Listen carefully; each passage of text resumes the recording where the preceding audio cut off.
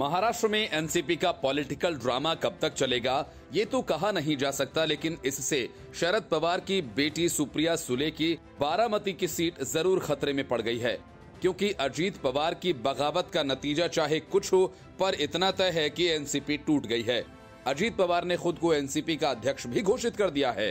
अब माना जा रहा है कि जिस पश्चिमी महाराष्ट्र के बूते शरद पवार की राजनीति इतने सालों से चलती रही, वह खतरे में पड़ गई है। खास तौर से जोखिम में सुप्रिया सुले का क्षेत्र बारामती भी है। इस सीट पर भारतीय जनता पार्टी को जीत का लगभग 5 दशकों से इंतजार है। अजीत पवार की बैठक में पश्चिमी महाराष्ट्र से एनसीपी के 22 में से 17 विधायक पहुंचे थे, जबकि शरद पवार की मीटिंग में क्षेत्र के 5 विधायक पहुंचे।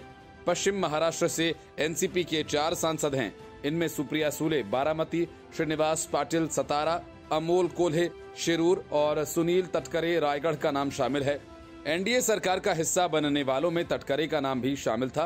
2019 विधानसभा चुनाव में पश्चिम महाराष्ट्र की 58 सीटों में से एनसीपी को 22 सीटें मिली थीं, जिसकी मदद से पार्टी 54 के आंकड़े को पार कर पाई।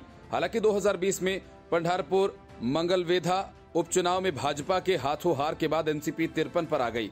अन्य 36 सीटों से भाजपा के पास 18, कांग्रेस के पास 8, शिवसेना 4 और अन्य के पास 6 सीटें थीं।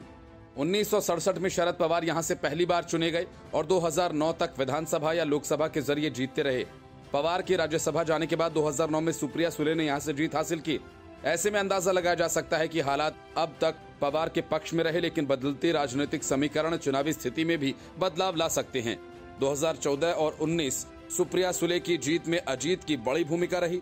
अब जब अजीत अलग राह पर हैं, भाजपा भी क्षेत्र में मजबूत होती दिखाई दे रही है। ऐसे में बारामती का चुनाव दिलचस्प हो सकता है।